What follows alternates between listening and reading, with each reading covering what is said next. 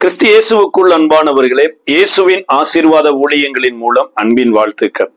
ரோமர் 1ஆம் அதிகாரம் 23வது வசனத்தை மையப்படுத்தி அழிவில்லாத தேவனுடைய மகிமை என்கின்ற காரியத்துல ஒவ்வொரு நாளும் நாம் தியானித்து ஜெபித்து வருகிறோம்.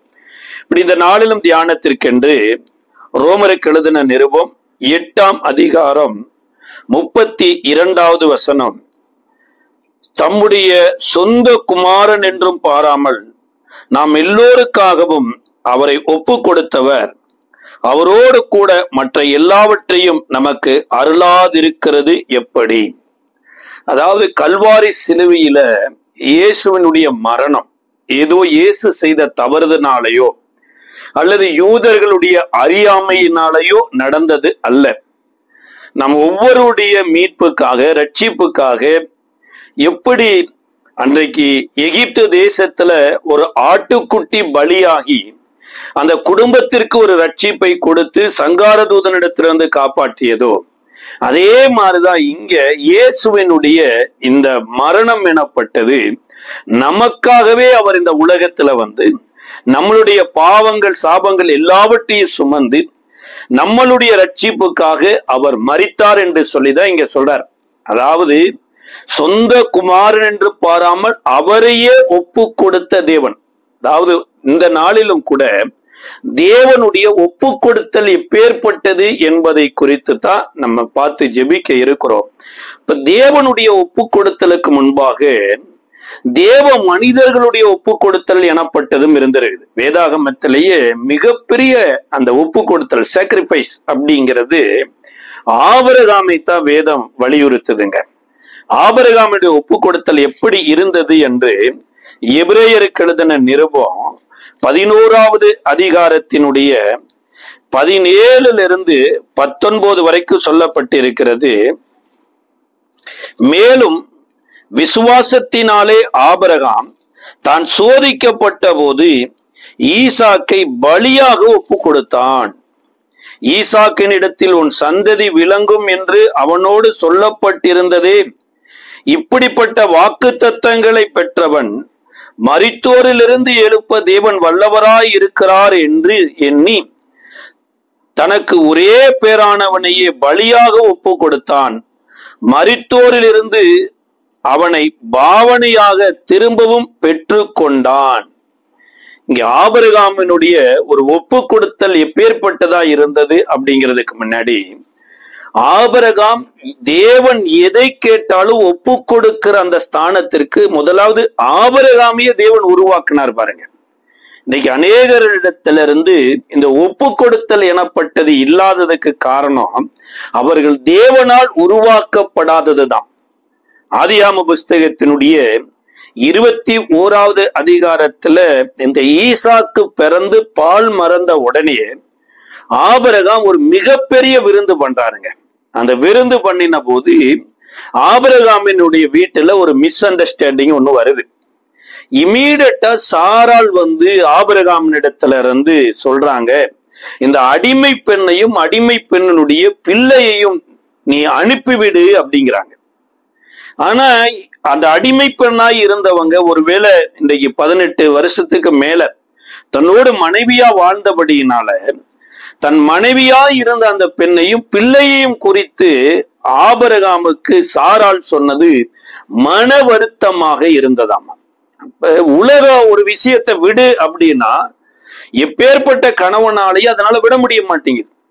அதே போல மனைவிட்ட கணவன் சொல்றாரு ஒரு காரியத்தை விடுனா விட முடிய மாட்டேங்குது. இப்ப காரணம் என்னன்னா இது சரீர சம்பந்தப்பட்டதற்கான காரியங்கள். சில பேருடைய வாழ்க்கையில பாருங்க, ஏதோ ஒரு சின்ன ஒரு சிகரெட் பிடிக்கிற பழக்கம் இருந்திருக்கலாம். பெற்றோர் சொல்றாங்க விடுனா விட முடிய மாட்டேங்குது. அல்லது மேல இருக்கிற அதிகாரிகள் சொல்றாங்க விடுனா விட மாட்டேங்குது.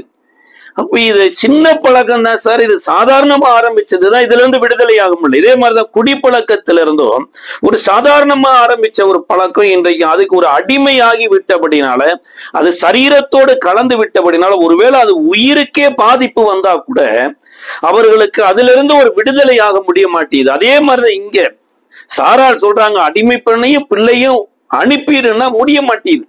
ஆபிரகாமுக்கு இந்த வார்த்தை இருதயத்துல துக்கமா இருந்ததாம். அப்பொழுது கர்த்தர் ஆபிரகாமை தேடி வந்து ஆதியாகம புஸ்தகத்தினுடைய 21வது அதிகாரத்தின் ஆதியாகம 21வது அதிகாரத்தினுடைய 12வது வசனத்துல, அப்பொழுது தேவன் ஆபிரகாமை நோக்கி, அந்த பிள்ளையையும் உன் அடிமை பெண்ணையும் குறித்து சொல்லப்பட்டது உனக்கு துக்கமாய் இருக்க வேண்டாம். ஈசாக்கினிடத்தில் உன் சந்ததி விளங்கும். ஆதலால் சாரால் உனக்கு சொல்வதை எல்லாவற்றையும் கேள். அடிமை பெண்ணின் மகனும் உன் வித்தாய் இருக்கிறபடியினால் அவனையும் ஒரு ஜாதியாக்குவேன் என்றார். ஆபிரகாம் அதிகாலையில எழுந்து அப்பத்தையும் ஒரு துருத்தி தண்ணீரையும் எடுத்து ஆகாருடைய தோளின் மேல் வைத்து பிள்ளையையும் ஒப்பு கொடுத்து அவளை அனுப்பிவிட்டான்.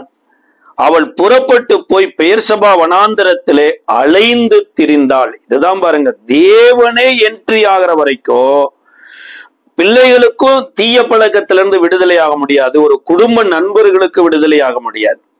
அப்ப இன்றைக்கு நீங்களும் நானும் எப்படி ஆபிரகாமை தேவன் சந்தித்து இந்த அடிமை பெண்ணை அனுப்பிவிடுன்னு சொல்லணுமோ, அது மாதிரி நம்ம பிள்ளைகளுக்காக நாம் கர்த்தரிடத்துல ஜெபிக்கணும். இப்படி அனுப்பும் ஆண்டவரே என்று கர்த்தா ஜெபிக்கணும் பாருங்க. அப்ப ஆபிரகாம் பிள்ளையை அனுப்புனது சாரால் சொல்லி அனுப்பல, தேவனே சொன்னார் பாருங்க. அடிமை பெண்ணையும் அந்த பிள்ளையும் குறித்து சாரால் சொன்னபடி செய் என்று சொன்னதுக்கு அப்புறம் தான் ஆபிரகாம் இதை செய்தார். இப்ப ஆபிரகாமினுடைய அந்த ஒப்பு கொடுத்தல் எனப்பட்டது ஆதியாகமம் 12வது அதிகாரத்திலிருந்து கொஞ்சம் கொஞ்சமா அதிகரித்துட்டே வருது. அப்ப 22வது அதிகாரத்தினுடைய 2வது வசனத்துலதான் இப்ப கர்த்தர் வந்து ஆபிரகாமினிடத்துல, உன்னுடைய நேசகுமாரனும் ஏகசுதனும் ஒரே புத்திரனுமாயிருக்கிற ஈசாக்கை மோரியா தேசத்திற்கு போய் அங்கு நான் உனக்கு காண்பிக்கிற மலைகளில் ஒன்றின் மேல் தகன பலியிடு என்றார். இப்ப ஆபிரகாம் குடியிருந்த இடத்திற்கும் அந்த மோரியா தேசத்துக்கும் கிட்டத்தட்ட 3 நாட்கள் யாத்திரை செய்ய வேண்டிய ஒரு சூழ்நிலை. இப்ப இந்த 3 நாள் யாத்திரையில தான் ஈசாக்கு மோரியா மலையில போய் பலி செலுத்தப்படுகிறார். அதாவது மோரியா மலையில ஈசாக்கு பலி செலுத்தப்படுகிறாருங்கிறத காட்டிலும் ஈசாக்கு 3வது நாள்ல ஆட்டுக்குட்டியானவர் மூலமாய் உயிர்ப்பிக்கப்படுகிறார். எப்படி கல்வாரி சிலுவையில இயேசு மரித்து 3 நாள் பூமியின் இருதயத்தில் இருந்த போது, பூமியின் இருதயத்துக்குள்ள இருந்த, அதாவது பாதாளத்தில் இருந்த எத்தனையோ பரிசுத்தவான்களை தேவன் உயிரோடு எழுப்புவதற்கு அடையாளமாகத்தான் இந்த யாத்திரை 3 நாள் தேவன் அனுமதிக்கிறார். இப்படி அந்த இடத்திற்கு வந்தாயிற்று. வேலைக்காரர்களையும் கழுதையும் மலை அடிவாரத்துல நிறுத்திட்டு இப்ப ஈசாக்கும் ஆபிரகாமும் மாத்திரம் அந்த மோரியா மலையினுடைய கர்த்தர் குறித்த ஒரு இடத்திற்கு போறாங்க. போகிற வழியில தான் ஈசாக்கு இந்த பலிகளை குறித்து வினாவுகிறார். யெகோவா ஈரே எல்லாம் பார்த்து கொள்வார் என்று ஆபிரகாம் பிள்ளைக்கு கர்த்தரை குறித்து தெளிவா சொல்லி கொடுக்கிறார். யெகோவா ஈரே என்றானா 3 நாளைக்கு முன்னாடியே கர்த்தர், நான் இந்த தேசத்துக்கு நான் வந்துருவேன், நான் இங்க வந்து உனக்கு முன்குறிக்கிற மலைகளில் ஒன்றில தகன பலினாரு, அதனால நாம வருவதற்கு முன்னமே கர்த்தர் இங்க வந்த விட்டபடினால கர்த்தர் ஆட்டை குறித்து பார்த்து கொள்வார், நீ வா என்று ஈசாக்கை அழைத்து கொண்டு போய் இப்ப அந்த மலைகளில ஒரு பலிபீடத்தை உண்டாக்கி அந்த விறகுகளை எல்லாம் அடுக்கி பிள்ளையை பலிபீடத்துல கட்டிட்டார். இப்ப கட்டின போதுதான் 12வது வசனத்துல கர்த்தர் சொல்றாரு, நீ இப்பொழுது கர்த்தருக்கு பயப்படுகிறவன் என்று அறிந்திருக்கிறேன், நீ உன் பிள்ளைய ஒப்பு கொடுத்தபடியினால் அப்படின்னு சொல்லி ஒரு வார்த்தை சொல்றார். இப்போ ஒப்பு கொடுத்தது பிள்ளை மாத்திரம் தாங்க. இன்னைக்கு நிறைய பேர் பிள்ளைகளை ஒப்பு கொடுத்திருக்கிறோம், ஆனா பிள்ளைகளுக்காக பலியாக வேண்டிய ஆட்டையும் ஒப்பு கொடுக்கணும் பாருங்க. இன்னைக்கு நிறைய பேரு சரீர பிரகாரமான ஜலத்தினால மூழ்கி ஸ்நானம் எடுத்திருக்கிறோமே தவிர ஆவியினால உயிர்ப்பிக்கப்படல. அதாவது ஆட்டுக்குட்டியினுடைய ஜீவன் பலிபீடத்துல வந்து அந்த பலியின் மூலமாக ஈசாக்கு விடுதலை ஆவது போல கல்வாரி சிலுவையில மரித்த இயேசுவோடு கூட பிள்ளையை நம்ம அடக்கம் பண்ணாததுனால அநேகருடைய வாழ்க்கை எப்படி இருக்குதுன்னா மரித்த அனுபவத்திலேயே தான் இருக்குதே தவிர ஜீவனுக்குரிய அனுபவத்துக்குள்ள வரல. இப்ப ஈசாக்கு இன்றைக்கு பலிபீடத்துல கட்டப்பட்டு இருக்கிற வரைக்கும் உயிரோட தான் இருக்கிறார். ஆனா பலியை செலுத்த முடியல, பிள்ளையும் விடுதலையாக்கவும் முடியல. இந்த நேரத்துலதான் கண்களை ஏறெடுத்து பார்த்தபோது அந்த முட்களின் நடுவுல சிக்கப்பட்டிருக்கிற ஒரு ஆட்டை எடுத்து பிள்ளையின் ஸ்தானத்துல பலி செலுத்தி இப்ப பிள்ளைய விடுதலையாக்குறார். இந்த விடுதலையாக்கின போதுதான் 15வது வசனத்துல 2வது விசை கர்த்தருடைய தூதனானவர் ஒரு காரியத்தை சொல்லுகிறார். அதை குறித்து 15ல இருந்து வாசிக்கிறோம்.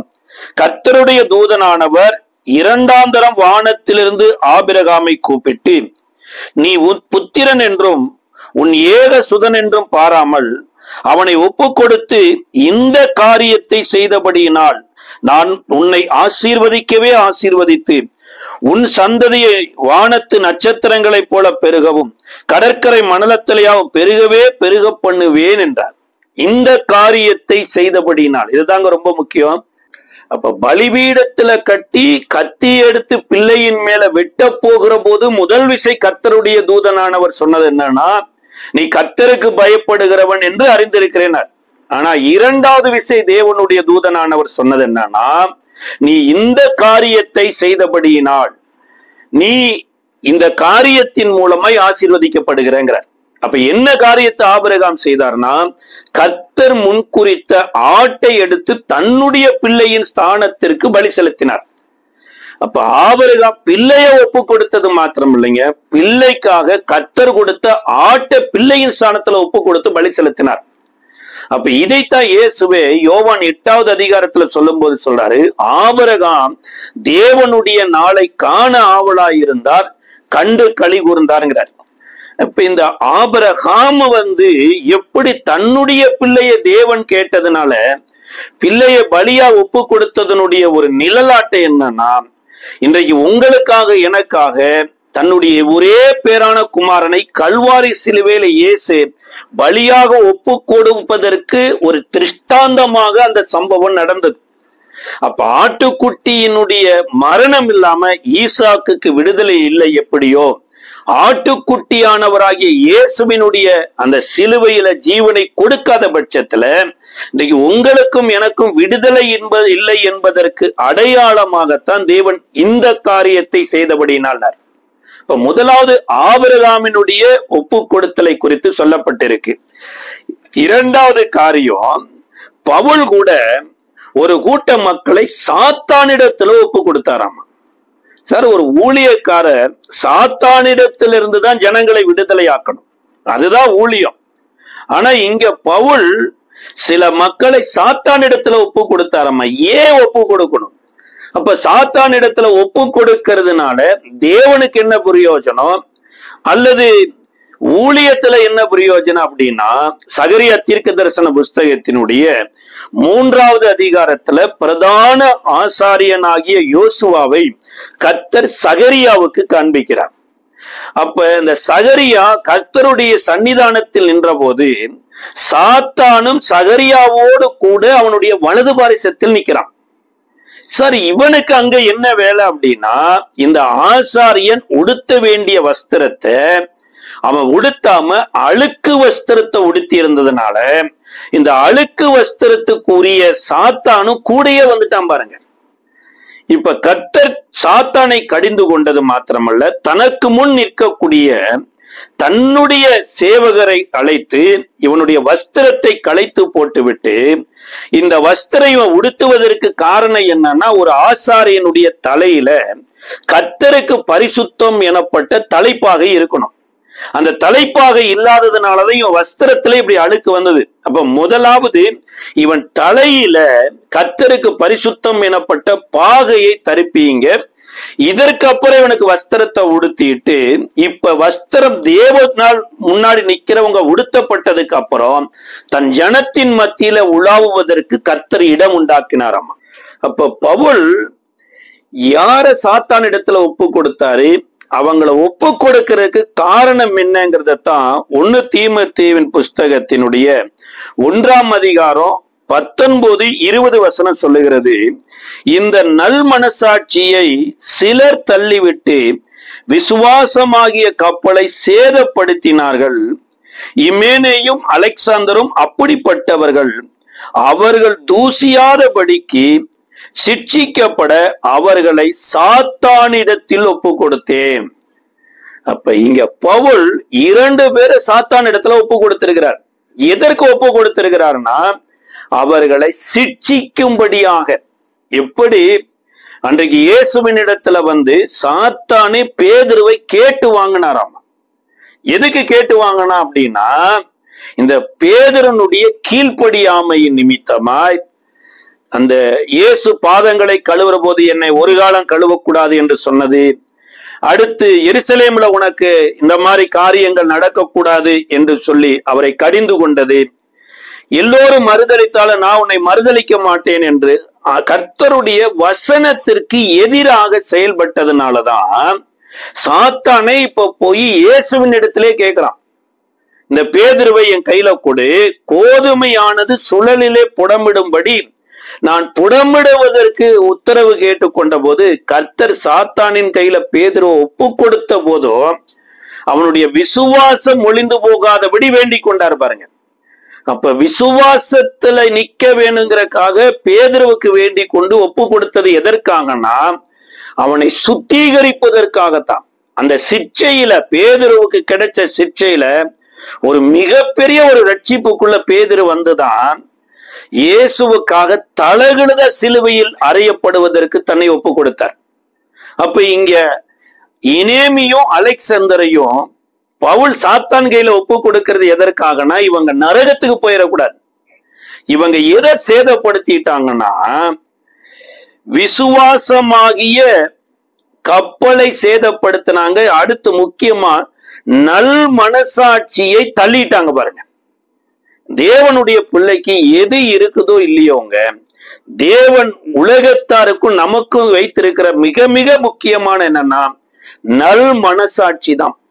அதாவது யாரோட சாட்சி நமக்கு முக்கியமா இருக்குதோ இல்லையோ நம்மளுடைய மனமே நமக்கு சாட்சி கொடுக்கும். ஞானஸ்தானம் எடுத்த பிள்ளைகளுக்கு, தேவ பிரசன்னத்துல இருக்கிற பிள்ளைகளுக்கு தேவன் கொடுக்கிற மிகப்பெரிய கிஃப்ட்ல ஒண்ணு என்னன்னா நல்ல மனசாட்சி நமக்கே இருக்கும்.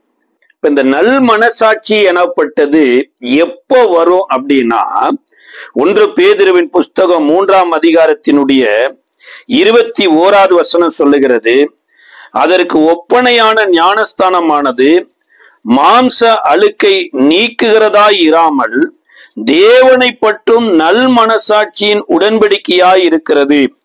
இப்பொழுது நம்மையும் கிறிஸ்து இயேசுவினுடைய உயிர்த்தெழுதலினாலே ரட்சிக்கிறது. அவர் பரலோகத்திற்கு போய் தேவனுடைய வலது பாரிசத்தில் இருக்கிறார். தேவ தூதர்களும் அதிகாரங்களும் வல்லமைகளும் அவருக்கு கீழ்பட்டு இருக்கிறது. அப்ப இந்த நல்ல மனசாட்சி எங்க தேவன் நமக்கு கொடுக்கிறார்னா ஞானஸ்தானத்துலதான் கொடுக்கிறார்.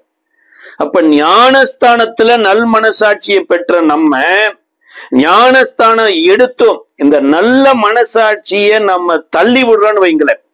இன்னைக்கு சில பேர் கணவனுக்கு மறைவா தப்பு பண்ணும்போது அவங்க நல்ல மனசாட்சியை தள்ளி விடுறாங்க.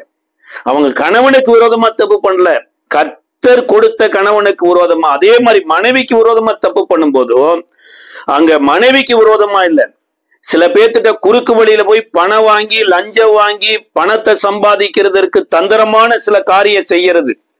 அதே போல சில பெற்றோருக்கு மறைவா சில பிள்ளைகள் செய்கிற காரியமோ அவங்க பெற்றோருக்கு விரோதமா செய்யறது இல்ல, இவர்களுக்கே ஒரு மனசாட்சி இருக்கு, இவங்க மனசே இவங்களுக்கு விரோதமா சாட்சியிடும். இப்படிப்பட்டவர்களைத்தான் பவுல் என்ன பண்றாருன்னா சாத்தானுக்கு ஒப்பு கொடுக்கிறார். இப்ப சாத்தானுக்கு ஒப்பு கொடுக்கும் போதுதான் பாருங்க அவமானம், நிந்த, வியாதி, பழி சொல்கள், பரியாசங்கள் எல்லாம் வரும், ஞான குறைவுகள்லாம் வரும். அன்றைக்கு எப்படி பிலேயாம் வந்து தேவனுடைய வார்த்தைக்கு கீழ்ப்படியாம எச்சரித்ததுனால அவன் அநீதத்தின் கூலிய விரும்பி போனதுனாலதான் பேசாத ஒரு கழுத வந்து பிலேயாமை குறித்து எச்சரிக்குது. சார் இவங்கெல்லாம் என்ன திட்டுறதுக்கு காரணம் என்னன்னா நான் என் மனசாட்சிக்கு எதிராக செயல்பட்டதுதான். அப்ப முதலாவது என் மனசாட்சிக்கு எதிராக நான் செயல்படக்கூடாதுங்கிறதற்காகத்தான் கர்த்தர் ஞானஸ்தானத்துல நல்ல மனசாட்சியை கொடுக்கிறார். இதை குறித்து எபிரேய ஆக்கியோன் 13வது அதிகாரத்தினுடைய 18வது வசனம் சொல்லுகிறது, எங்களுக்காக வேண்டிக் கொள்ளுங்கள், நாங்கள் நல் மனசாட்சி உள்ளவர்களாய் எல்லாவற்றிலும் யோக்கியமாய் நடக்க விரும்புகிறோம் என்று நிச்சயித்திருக்கிறோம். அப்ப இந்த எபிரேய ஆக்கியோன் எவ்வளவோ காரியத்தை எழுதிட்டு வர்றாருங்க. ஆசாரிப்பு முறை மாறுது, ஆசாரிப்பு கூடாரம் மாறுது, பலிகள் மாறுது, இயேசு கிறிஸ்து தேவதூதர்களை பார்க்கலும் எவ்வளவு விசேஷமானவர் என்று எல்லாவற்றையும் எழுதி வந்திருந்த இப்பேற்பட்ட ஒரு எபிரேய ஆக்கியோன் எழுதுறாரு, எங்களுக்கும் நல் மனசாட்சியை காத்து கொள்ள வேண்டும் என்று நீங்க என்ன பண்ணுங்க, வேண்டிக் கொள்ளுங்கள் அப்படிங்கிறார். அப்ப மனசாட்சி இல்லாதவர்கள் தான் சாத்தானுடைய சிற்சைக்குள்ள கொண்டு போகப்படுகிறாங்க. இதை குறித்து பவுல் சொல்லும் போது சொல்றாரு, ரோமருக்கு எழுதின நிருபம் 13வது அதிகாரத்தினுடைய 12வது வசனத்துல, இரவு சென்று போயிற்று, பகல் சமீபமாயிற்று, ஆகையால் அந்தகாரத்தின் கிரியைகளை நாம் தள்ளிவிட்டு ஒளியின் ஆயுதங்களை தரித்து கொள்ள கடவோம். அப்ப அந்தகாரத்தின் கிரியைகளைத்தான் நம்ம தள்ளணுமே தவிர நல்மனசாட்சியை தள்ளக்கூடாது. இப்ப ஃபர்ஸ்ட் காரியம் அந்தகாரத்தின் கிரிகைகள் அப்படிங்கிறதுனா என்னென்ன அதைத்தான் கீழே சொல்றார். இதெல்லாம் ஒருவேளை நம்மளிடத்துல இருக்கலாம், இது நம்மளுடைய ஆவிக்குரிய வாழ்க்கைக்கு மிகப்பெரிய ஒரு எதிரிங்கிறார். அந்த ஒவ்வொன்றை கீழே என்னென்ன சொல்றாருன்னா, களியாட்டும் வெறியும் வேசித்தனமும் காம விகாரமும் வாக்குவாதமும் பொறாமையும் உள்ளவர்களாய் நடவாமல் பகலிலே நடக்கிறவர்கள் போல் சீராய் நடக்க கடவோம். துரி இச்சைகளுக்கு இடமாக உடனே பேணாமல் இருந்து கர்த்தராகிய இயேசு கிறிஸ்துவை தரித்து கொள்ள கடவோம். அப்ப களியாட்டுக்கள் அப்படிங்கிறது என்னன்னா, இன்றைக்கு எத்தனையோ விதமான ஒரு காலத்துல உடற்பயிற்சிக்காக விளையாட்டு ஒண்ணு இருந்ததுங்க. ஆனா இந்த காலகட்டத்துல எல்லாமே களியாட்டுகளா மாறிடுச்சு. அதாவது பணத்திற்காக மாறிடுச்சு. விளையாட்டுக்குள்ளேயும் சில மதங்களும் உள்ள வந்துருச்சு. நல்லா விளையாடுகிறவர்கள் புறக்கணிக்கப்பட்டு மதவாதிகள் அதை நல்லா விளையாடுகிற மனுஷன் மதத்தை சார்ந்தவன் என்று நிராகரிக்கப்படுகிறாங்க. இது உலகத்தினுடைய காரியங்கள். அப்போ ஒரு ஃபுட்பாலோ ஒரு கிரிக்கெட்டோ ஒரு வாலிபாலோ பணத்தை மையப்படுத்தி வாழும் போது நம்ம அதற்குள்ள அடிக்ட் ஆகிறப்ப நமக்குள்ள எது அழிந்து போய்விடும் அப்படின்னா, தேவனுடைய அன்பு எனப்பட்டது அழிஞ்சிருமாமா. ஏதோ ஒரு டீமை சார்ந்து நிற்கிற, ஒருவேளை இஸ்ரேல் அப்படிங்கிற ஒரு டீம் ஃபுட்பால் விளையாடுறாங்க, பாகிஸ்தான் எனப்பட்ட ஒரு டீம் ஆப்போனண்டா விளையாடுறாங்க. நம்ம இந்த களியாட்டத்துல மூழ்கி இருந்தோம்னா, இஸ்ரேல் மேல சார்ந்து இருந்தோம்னா இஸ்ரேலை சார்ந்து நிற்போமே தவிர பாகிஸ்தான்களை விளையாடக்கூடிய ஒருவேளை தேவனுடைய பிள்ளையா இருந்தா கூட அவனை நம்ம எதிரியாத்தான் பார்ப்போம். இப்ப இந்த எதிரியா பார்க்கிற இந்த ஹேபிட்டை தான் சொல்றாரு, இது அந்தகாரத்தின் கிரிகை. ஒருவேளை பாகிஸ்தான் டீம்ல இயேசுநாதர் ஒருவேளை இருந்தாருன்னா, இயேசுநாதருடைய டிசைபிள்ஸ் இருந்தாருன்னா, நீ களியாட்டுல மூழ்கி இஸ்ரேலின் பக்கத்துல இருந்தீன்னா கட்டாயம் பாகிஸ்தானை நீ வெறுக்க வேண்டியது வரும். அப்படி இல்லாதபடி விளையாட்டா பார்த்துக்கிட்டு இதுல போய் உன் இருதயத்தை அந்தகாரப்படுத்திடாத. இப்பேற்பட்ட ஒரு இருதயம் இருக்குமானா இதை தள்ளிவிடு அப்படிங்கிறார். இரண்டாவது காரியம், எபிரேயர் 12:1 சொல்லப்பட்டு இருக்கிறது, மேகம் போன்ற இத்தனை திரளான சாட்சிகள் நம்மை சூழ்ந்து கொண்டிருக்க விசுவாசத்தை துவக்கினவரும் முடிக்கிறவருமாகிய இயேசுவை நோக்கி நமக்கு நியமித்த ஓட்டத்தில் பொறுமையோடு ஓட கடவுங்கிறார். அப்ப நெருக்கி நிக்கிற பாவத்தை தள்ள கத்துக்கொள்ளணும் பாருங்க. இன்னைக்கு நிறைய நேரம் சில பாவங்கள் நெருங்கி வருகிற போது நம்ம என்ன நினைக்கிறோம்னா, இல்ல பிரதர், இவ்வளவு நெருக்கத்துல பாவம் இருக்கிற போது நான் எப்படி அதை தள்ளுறது? நீங்க தள்ளி வாழ்ந்து பாருங்க, அதற்குரிய பெனிஃபிட் எப்படி இருக்குதுன்னு. இதை சேர்ந்து வாழ்கிறதுனால இதனுடைய நஷ்டம் எப்பேற்பட்டது இருக்குதுங்கிறது தான் வேதம் சொல்லுது. அன்றைக்கு மோசேயின் இடத்துல கூட ஆண்டவர் எகிப்து தேசத்துல கொண்டு போய் நீ உன் ஜனங்களை விடுதலை ஆக்குற போது உன் கையை உன் இருதயத்துல வைத்து எடுனர். அதை மோசே செய்யல. இரண்டாவது, நைல் நதியில் இருக்கிற தண்ணீரை எடுத்து தரையில ஊத்துனர். அதையும் செய்யல. நைல் நதியில தன்னுடைய கோலை வைத்த போது நதி முழுது ரத்தம் ஆகுது. நதியில இருக்கிற மீன்கள் எல்லாம் செத்து நாற்றம் எடுக்குது. தேவனுடைய அற்புதத்துல நாற்றமே இருக்காதுங்க. நாறுகிற சரீரமாக இருந்தா கூட கர்த்தருடைய மகிமையில அது வாசனையாத்தான் வெளியே வருமே தவிர நாற்ற வராது. இப்படி மோசே தேவனுடைய வார்த்தையின்படி செய்யாததுனால அமலேக்கியருக்கு முன்பாக வந்து நிற்கிறப்ப மோசேயினுடைய கை பலவீனம் அடைகிறது பாருங்க. இப்ப தேவன் சொன்னபடி வாழாததுனாலதான் இப்பேற்பட்ட ஒரு பலவீனமே. இப்ப நெருக்கி நிற்கிற பாவத்தை உதறி தள்ளின யோசேப்பு அரண்மனைக்குள்ளதான் இருந்தது. பாவம் நெருங்கி இருந்தது. அரண்மனையினுடைய ராணி யோசேப்பை மிஸ்யூஸ் பண்ண பார்த்தாங்க. அங்க யோசேப்பு என்ன சொன்னாருன்னா, பரத்துக்கு புறமாய் இப்பேற்பட்ட பாவம் செய்வது எப்படின்னு உதறி தள்ளினதுனால அதே எகிப்து தேசத்துல பார்வோனிலும் மேலான ஸ்தானத்திற்கு கர்த்தர் அவரை உயர்த்தினார். இப்ப தேவனுடைய பிள்ளைகளோ, அன்றைக்கு யோசேப்புக்கு இப்பேற்பட்ட வேதம் கிடையாது, இப்பேற்பட்ட சத்தியம் கிடையாது, இப்பேற்பட்ட இயேசு பலியாகல. ஆனாலுமே அந்த உதறி தள்ளினது நிமித்தமாய் கிடைத்த மகிமையை பாருங்க. தேவனுடைய வார்த்தையின்படி செய்யாததுனால ஏற்பட்ட பலவீனத்தையும் பாருங்க. நம்ம சொல்ற இல்ல அப்படியெல்லாம் நடக்காது பிரதர்னா, சார் 120 வயதுல கண்ணே மங்கள் அடையாம இருக்குமானா கை எப்படி பலவீனமாச்சு? அப்ப நிறைய நேரங்கள் கர்த்தருடைய வசனத்தின்படி வாழாததுனாலதான் சில காரியத்தை நம்ம இண்டிபெண்டா தள்ள கத்துக்கொள்ளணும். சில பேர் சொல்லி சொல்லி செய்கிறது அது தேவனுக்கு பிரியமான காரியம் இல்லை. இயேசுவே சொல்றார், ஒருவன் என்னை பின்பற்றி வர விரும்பினால் அவன் தன்னை தானே வெறுத்து தன் சிலுவை எடுத்துக்கொண்டு என்னை பின்பற்ற கடவான்கிறார். அப்ப மொபைல் போன்ல சில ரீல்ஸ் பாக்குற ஒரு அடிக்ட் இருந்ததுன்னா அது தனக்குத்தானே இண்டிபெண்டனா அதுல இருந்து ஒரு விடுதலை ஆகி வரணும். இத பெற்றோர் சொல்லியோ அல்லது கணவன் சொல்லியோ மனைவி சொல்லியோ, இன்றைக்கு எத்தனையோ தேவனுடைய பிள்ளைகள் கூட இந்த உலக தொலைக்காட்சியில வரக்கூடிய பிக் பாஸ் பாக்குறதுல அடிக்ட் ஆகி இதுவே அவருடைய வாழ்க்கையில பாருங்க பாவம் உள்ள வருவதற்கு காரணமா மாறி விடுகிறது. இதிலிருந்து தனிமையாய் விடுதலை ஆகணும் பாருங்க. இந்த யோபுடைய வாழ்க்கையில நான் தூளிலும் சாம்பலிலும் உட்கார்ந்து நான் என்னை நானே அருவருக்கிறேன்கிறார். இந்த அருவருப்பு எப்போ வந்ததுன்னா கர்த்தர் 3 அதிகாரத்துல யோபுனிடத்துல பேசினதுனாலதான். அப்ப சாத்தானிடத்துல தள்ளிவிட்டதற்கு காரணம் என்னன்னா நல்மனசாட்சியை விட்டு போனது.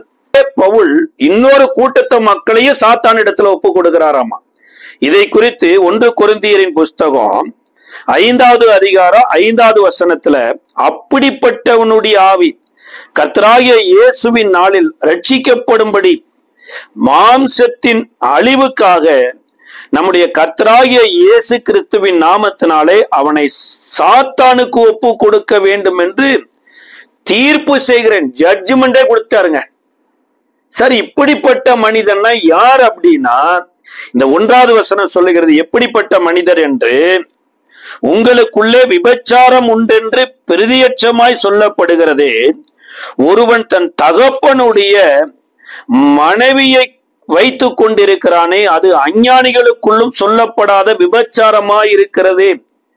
அதாவது ஒரு தகப்பனுக்கு மறுமனையாட்டி இருந்தாங்கன்னா அந்த மறுமனையாட்டியை இந்த மகனாய் இருக்கிறவன் வைத்திருக்கிறான். சார், இது எப்பேற்பட்ட ஒரு அவலட்சணமான காரியம். இது சபைகளுக்குள்ள இருந்தாலுமே இதை நீங்க கண்டுகொள்றது இல்ல. காரணம் என்னன்னா, நீங்க சொல்றீங்க அவர்னால சபைக்கு இவ்வளவு வருமானம் இருக்குது, அவர்னால சபையில இத்தனை ஜனங்கள் வந்திருக்கிறாங்க.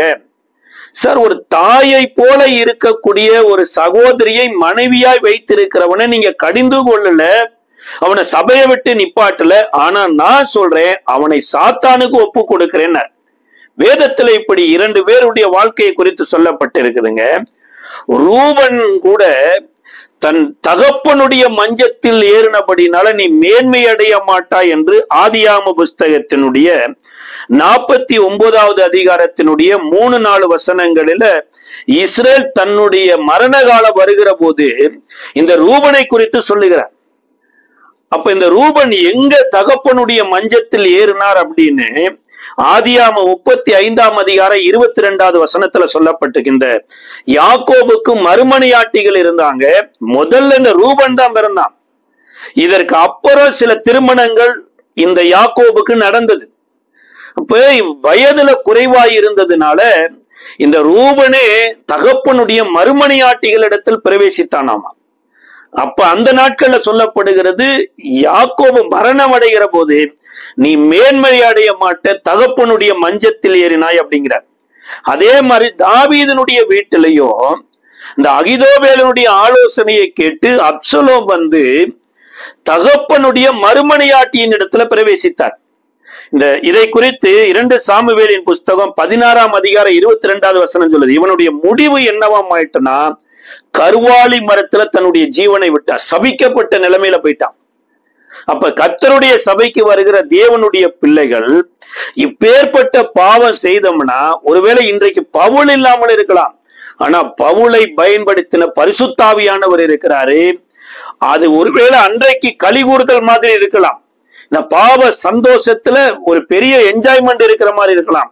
கட்டாய முடிவு காலம் வரும்போது பாருங்க, சாத்தான் அவனை சுரண்டி எடுத்துருவான். பாருங்க, சாத்தான் கையில ஒப்பு கொடுக்கிறது அப்படின்னா என்னன்னா, சாத்தானுக்கு கொடுக்கப்பட்ட சாபம் தான் சர்வத்துக்கு கொடுக்கப்பட்ட சாபம். ஆதியாகமம் 3வது அதிகாரத்துல குதிங்காலை நக்குவாய் அப்படின்னு இருக்கார். அதாவது சரீரம் அழுகி எப்படி அன்றைக்கு யோபனுடைய சரீரத்தை சாத்தான் எப்படி புண்களினாலும் சலத்தினாலும் அழுக பண்ணினானோ, அதே போல ஞானஸ்தானம் எடுத்தோம், சபைக்கு வந்தோம், கர்த்தருடைய பிள்ளைகள் வேத வசனத்தின்படி வாழாம போய் அநேகருக்கு இடர்கள் உண்டாக்கினா, இந்த மரண காலம் வரும்போது சரீரங்கள் கொப்பளங்களால அப்படியே சலம் பிடிச்சு வரும். அங்கதான் பாருங்க ஆஸ்பத்திரியில ஐயோ ஐயோ என்று கதறக்கூடிய ஒரு சூழ்நிலை வந்துருமாமா.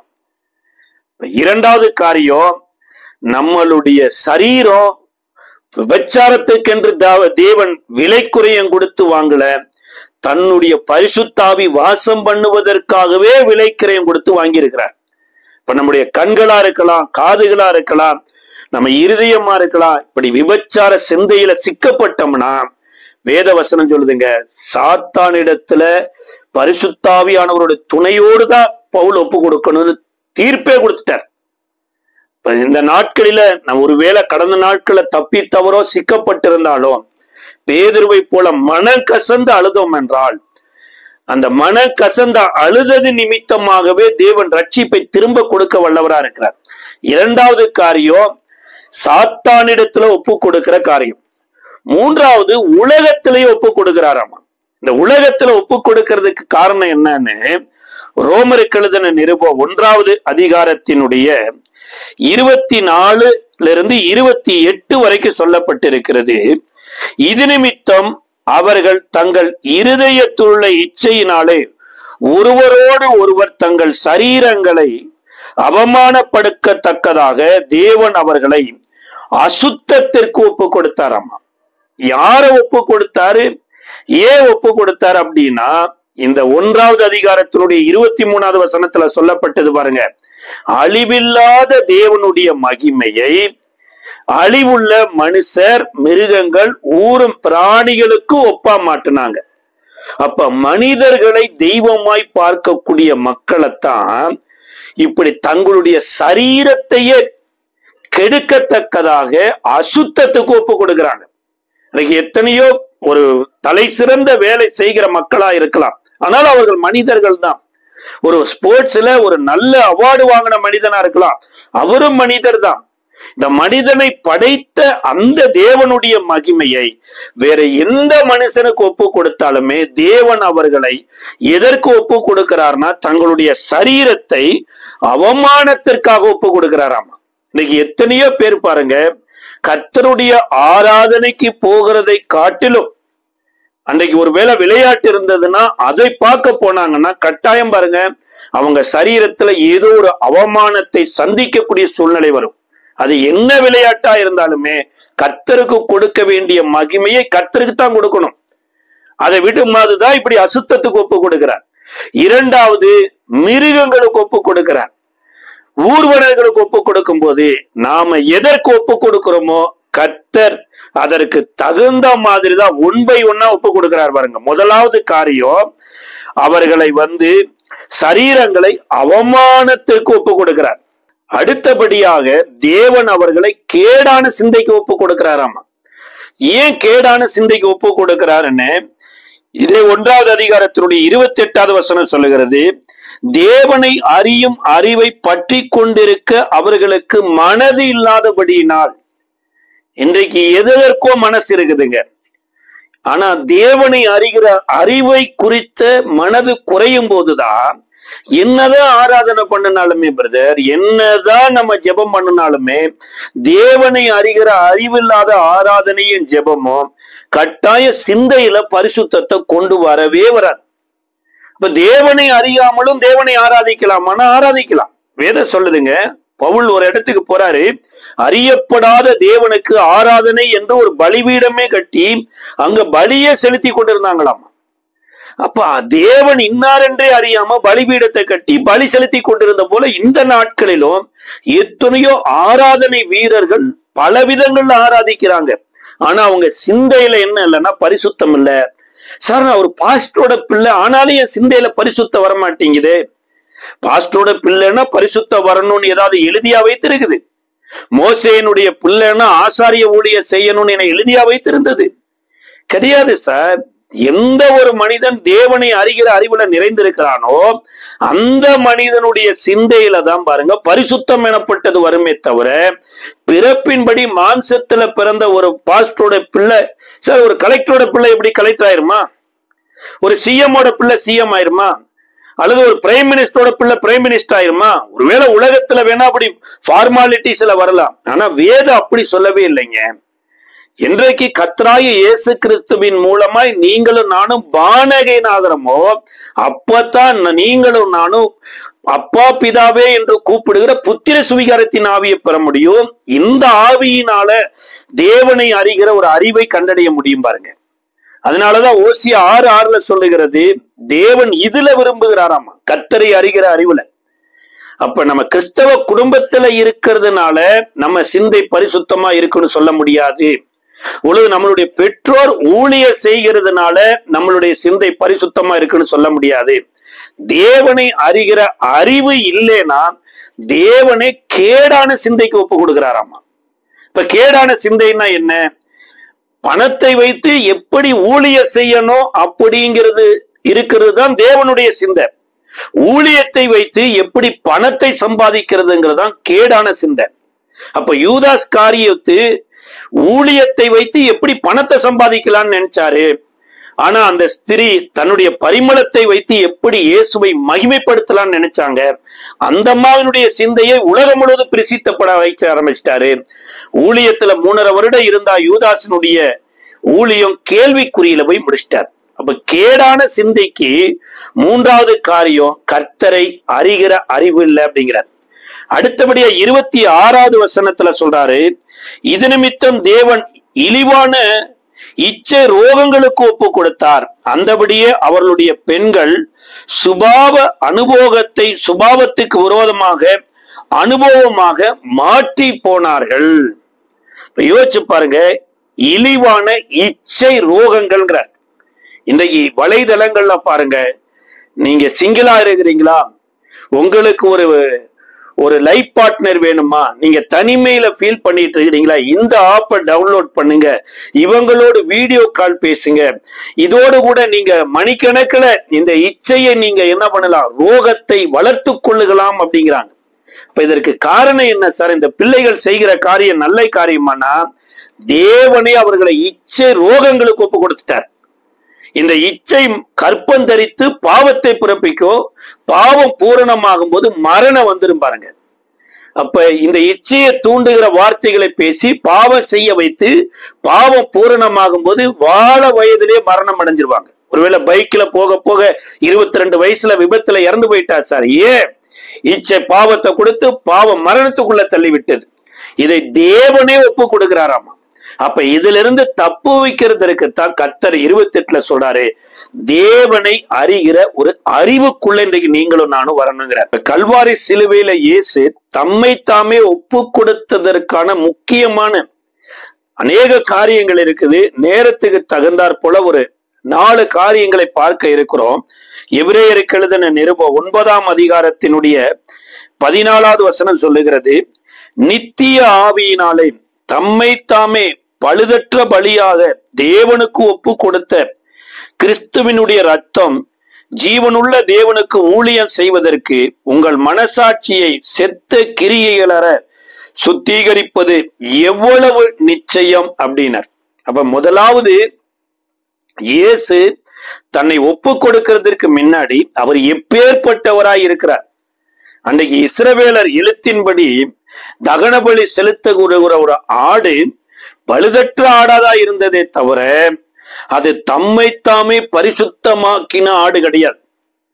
ஆடு ஆட்டினுடைய குட்டியை போட்டது, அந்த ஆட்டை எடுத்து கொண்டு வந்துதான் பழுதற்றதா கொடுத்தாங்க. ஆனா இயேசுவினுடைய பிறப்பை குறித்து சொல்லப்பட்டிருக்கிறது, அவர் பரிசுத்த ஆவியினாலே கன்னி மரியாளில் வயிற்றுல உற்பத்தி ஆகிறார். அவருடைய ரத்தம் மாதிரி உலகத்துல வேற யாருடைய ரத்தமுமே கிடையாது. அப்ப இயேசுவினுடைய ரத்தத்துல எங்கேயுமே பலவீனமே கிடையாது.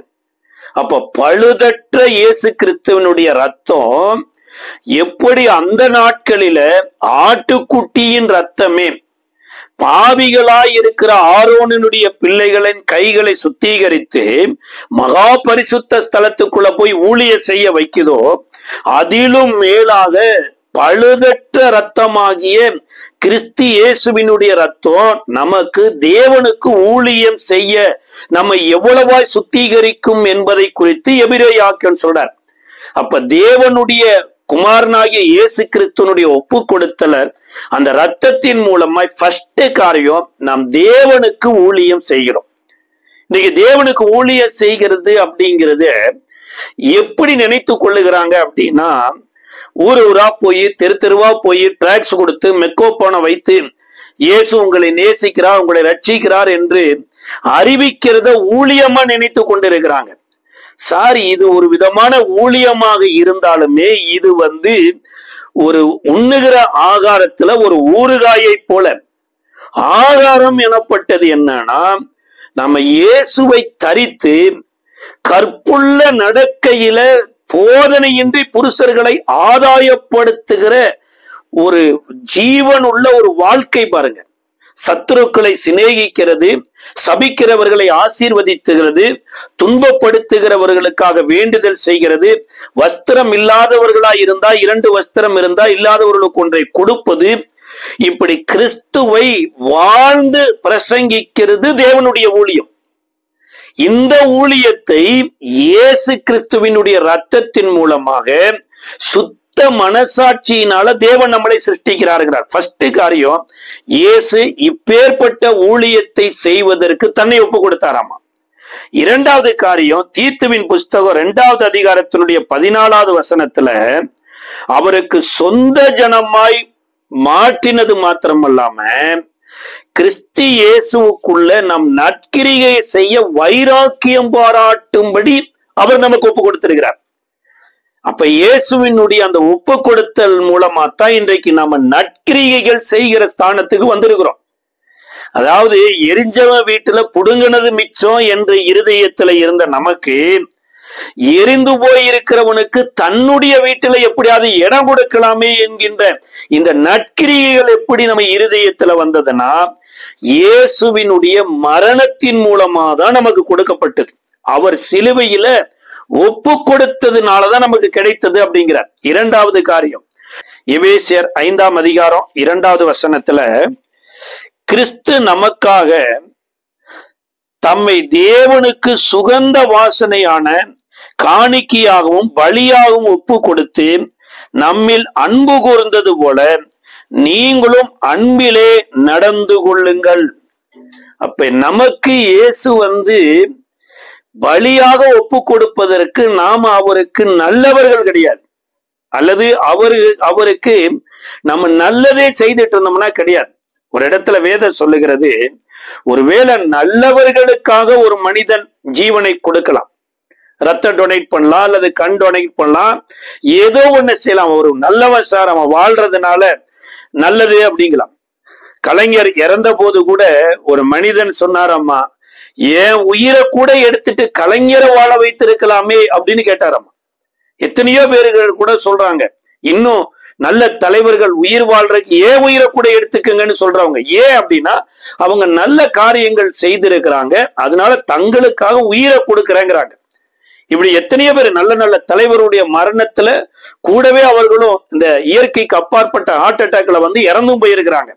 இப்படி ஒருவேளை நல்லவர்களுக்காக ஒரு மனிதன் உயிரை கொடுக்கிறாருன்னு வச்சுங்க, அவங்க என்ன நல்லது செஞ்சிருக்கிறாருங்களா?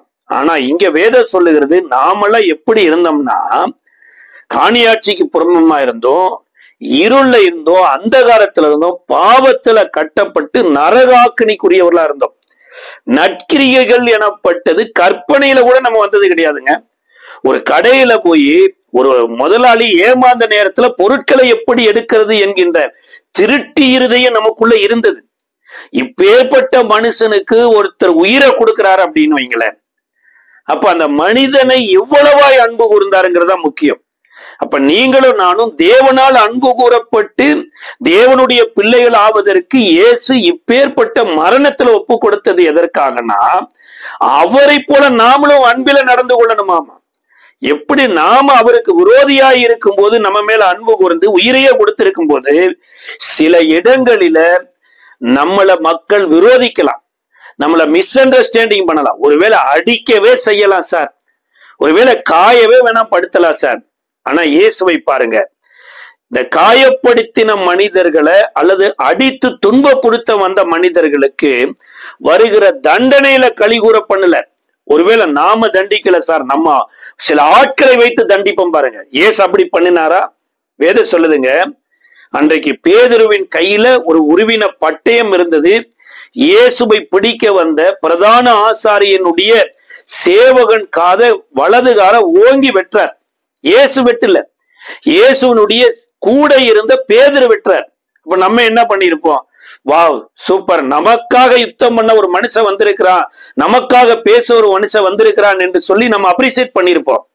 ஆனா இயேசு என்ன சொன்னான்னா, பேதுருவே பட்டயத்தை உரையில போடு, பட்டயத்தை எடுத்தவன் பட்டயத்தினாலே சாவான் அப்படின்ட்டார்.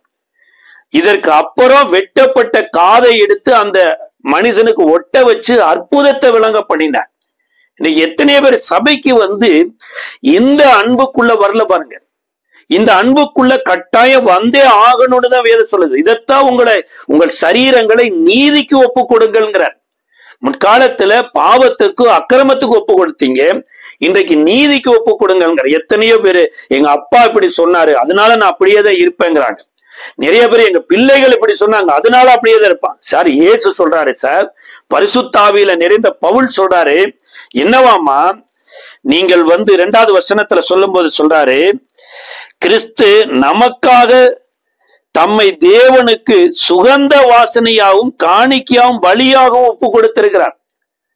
அவருடைய அந்த மரணத்தின் மூலம்தான் நமக்கு இப்பேற்பட்ட வாழ்வு வந்திருக்கிறபடினால உங்களுக்கு விரோதமாகவும், ஒருவேளை நீங்க எப்படி தேவனுக்கு விரோதியா இருந்த போது தேவன் நம்மளை அன்பு கூர்ந்து சுகந்த வாசனையாய் நம்மளை ஏற்றுக்கொள்வதற்கு பலியா ஒப்பு கொடுத்தது போல நீங்களும் அன்பிலே நடந்து கொள்ளுங்கள்ங்கிற. அன்புல நடந்து கொள்ளா இவர் எப்படி அன்புல நடந்து கொண்டாரோ அதே போல அன்புல நடந்து கொள்ளுங்கள்ங்கிறார். எழுதின நிருபம் 2ஆம் அதிகாரம் 20வது வசனத்துல சொல்றாரு, கிறிஸ்துவுடனே கூட சிலுவையில் அறையப்பட்டேன், ஆயினும் பிழைத்திருக்கிறேன். இனி நான் அல்ல, கிறிஸ்துவே என்னில் பிழைத்திருக்கிறார். நான் இப்பொழுது மாம்சத்தில் பிழைத்திருக்கிறதோ என்னில் அன்பு கூர்ந்து எனக்காக தம்மை தாமே ஒப்பு கொடுத்த தேவனுடைய குமாரனை பற்றும் விசுவாசத்தினாலே பிழைத்திருக்கிறேன். இப்ப நீங்களும் நானும் வாழுகிற ஒரு வாழ்க்கை, ஒருவேளை மனைவியோடு வாழலாம், பிள்ளைகளோடு வாழலாம், வேலை வசதிகளோடு வாழலாம், சுகத்தோடு வாழலாம். ஆனா என்றைக்கோ நாம் சாவுக்குரியவர்களா இருந்தோம். அந்த பவுலை தேவன் மத்தியான வேளையில சந்திக்கிறப்ப ஒரு வெளிச்சம் அவருடைய கண்களின் மேல விழுந்ததாமா. அந்த கண்களின் மேல விழுந்த வெளிச்சம் ஒருவேளை மின்னலை போல பவுலின் தலையில விழுந்திருந்தா என்ன ஆயிருக்கு யோசிச்சு பாருங்க. எத்தனையோ இடங்கள்ல மின்னல் விழுந்து செத்தவங்க எத்தனையோ பேர் இருக்கிறாங்க. ஆனா இந்த பவுல் கண்ணுல இந்த பட்ட ஒளி தலையில பட்டு இருந்தா அன்றைக்கே இறந்திருப்பார். அப்ப தலையில படாதபடிக்கு இந்த ஒளி தடுத்ததற்கு பின்னணியில யாரு இருந்தார்னா, நீ துன்பப்படுத்துகிற இயேசு எனப்பட்ட ஒருத்தர் இருந்தார். இப்ப இயேசுவினாலதான் இன்றைக்கு பவுல் உயிரோட இருக்கிறார். அப்ப இன்னைக்கு நீங்களும் நானும் உயிர் வாழ்வதற்காகவே இயேசு அன்றைக்கு சிலுவையில மரணத்தை ருசி பார்த்திருக்கிறார். இப்பேற்பட்ட வாழ்க்கை வாழ்வதற்காக தேவனுடைய பிள்ளை என்றோ தேவனை இந்த உலகத்துல அனுதினமும் மகிமைப்படுத்தும்படியா வாழக்கூடிய ஒரு வாழ்க்கையை மரணத்தை கொடுத்து உங்களுக்கும் எனக்கும் கொடுத்திருக்கிறார். அப்ப அவருடைய ஒப்பு கொடுத்தலுடைய மூணாவது காரியம், இன்றைக்கு நீங்களும் நானும் உயிர் வாழ்றதே அவருடைய ஒப்பு கொடுத்தல் தான். நாலாவது, இதே கலாத்தியர் 1வது அதிகாரத்தினுடைய 4வது வசனத்துல சொல்லும் போது சொல்றாரு, அவர் நம்மை இப்பொழுது இருக்கிற பொல்லாத பிரபஞ்சத்தினின்று விடுதலையாக்கும்படி நம்முடைய பிதாவாகிய தேவனுடைய சித்தத்தின்படி நம்முடைய பாவங்களுக்காக தம்மை தாமே ஒப்பு கொடுத்தார். அவருக்கு என்றென்றைக்கும் சதா காலமும் மகிமை உண்டாவதாக. அப்ப இயேசுவினுடைய அந்த மரணம் என்னன்னா, நம்மளை பாவத்திலிருந்து விடுதலையாக்கி இன்றைக்கு தேவனுடைய பிள்ளைகளாய் பரிசுத்தவான்களாய் வாழ்வதற்காக ஒப்பு கொடுத்திருக்கிறார். அப்படி இந்த நாளிலும் கூட தேவனுடைய ஒப்பு கொடுத்தல் எனப்பட்டது நாம இப்படி வாழ்வதற்காக ஒப்பு கொடுத்தார். இஸ்ரவேலருக்கு எழுத்தின்படி அவர் கர்த்தர் எகிப்து தேசத்திலிருந்து விடுதலையாக்கி வந்து, உனக்கு தலைசன் பிள்ளைகள் அத்தனையும் நீ தேவனுக்கு ஒப்பு கொடு அப்படின்னார். பிள்ளைகளை மாத்திரமல்ல, மிருக ஜீவன்களை ஒப்பு கொடுனார். அந்த ஒப்பு கொடுத்ததின் நிமித்தமாகத்தாங்க எத்தனையோ காரியங்களில கர்த்தர் தம்முடைய நாமத்தை மகிமைப்படுத்தி வந்தார். அப்ப இயேசு எனக்காக ஒப்பு கொடுத்தது மாத்திர ஆசீர்வாதம் அல்ல, நான் இயேசுவுக்காக என்னையும் ஒப்பு கொடுக்கணும். பாருங்க, இதுதான் சரியான ஒரு உடன்படிக்கை. அதாவது ரணத்துல இருந்தங்க நீங்களும் நானும். அதாவது பிசாசு வந்து பாவம் செய்ய வச்சு அந்த பாவத்தினால வேதனையும் துன்பத்தையும் மன உளைச்சலையும் கொண்டு வந்து ஒவ்வொரு நாளும் சாகாம செத்து கொண்டு இருக்கிறேன் அப்படிங்கிற ஒரு வாழ்க்கையில இருந்த நம்மளை விடுதலையாக்கி ஜீவனுக்குரியவர்களாயும் தேவனுக்குரியவர்களாயும் மாறுவதற்காகத்தான் கல்வாரி சிலுவையில அந்த ரண வேதனைக்குள்ள பிதாவாகிய தேவன் இயேசுவை தள்ளினார். ஒரு இடத்துல சொல்லப்பட்டிருக்குது, இமை பொழுது இயேசுவை கைவிட்டாராமா. ஏன் கைவிட்டார்னா, உலகத்தின் பாவம் அத்தனையும் இயேசுவின் மேல சுமத்தப்படுது. அதாவது இயேசுவை ஏற்றுக்கொண்டு அந்த நாட்களில் ரட்சிக்கப்பட்ட பிள்ளைகளிலிருந்து இன்றைக்கு இயேசுவை ஏற்றுக்கொண்டு ரட்சிக்கப்படுகிற பிள்ளை மாத்திரமல்ல, இன்னி உலகத்துல வராம வரும் நாட்களில உலகத்துல வரப்போகிற பிள்ளைகளும் இயேசுவை சொந்த ரட்சகராய் ஏற்றுக்கொண்டு தேவனுடைய பிள்ளைகளாய் மாறுவதற்காக இந்த உலக மனித இனத்தின் மேல இருக்கிற இந்த ரணத்தில இருந்து மனித இனத்திற்கு விடுதலையை கொடுக்கும்படியாகத்தான் இயேசுவை இந்த மரண உபாதைக்குள்ள சிலுவையில ஒப்பு கொடுத்தார். அந்த பாவமெல்லாம் சுமந்த போது ஒரு இடத்துல வேதம் சொல்லுதுங்க, பாவத்தை பாராத சுத்த கண்ணன் என்று தேவனை குறித்து சொல்லப்பட்டிருக்கு.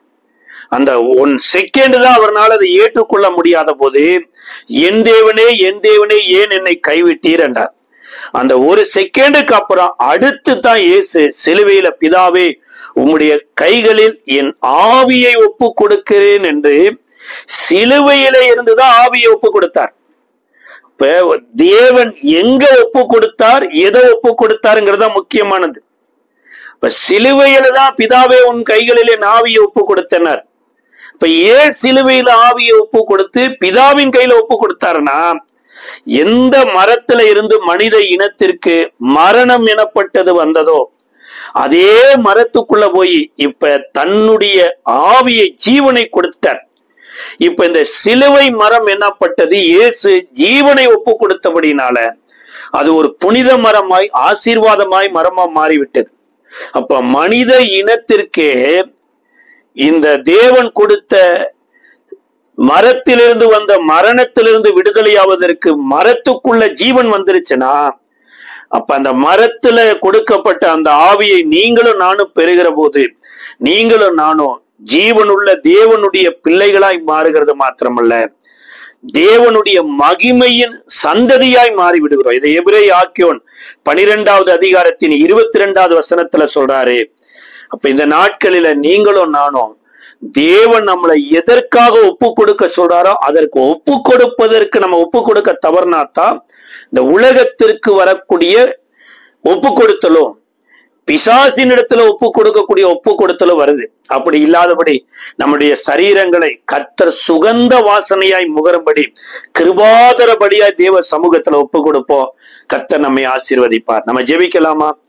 அன்பின் பரலோக பிதாவே, கர்த்தராகிய இயேசுவின் நாமத்தினால இந்த நாளிலும் கூட ஆண்டவரே, தம்மை தாமே பழுதற்ற ஆண்டவரே பலியாக ஒப்பு கொடுத்த இயேசுவை போல எங்கள் சரீரங்களையும் எங்கள் ஆவி ஆத்மாவையும் தேவனுக்கென்றும் தேவனுடைய ராஜ்யத்துக்கென்று நாங்கள் ஒப்பு கொடுக்கிறோம் அப்பா. எங்களை ஆசீர்வதியும் பலப்படுத்தும். இயேசுவின் நாமத்தில் செபிக்கிறோம் நல்ல பிதாவே, ஆமென்.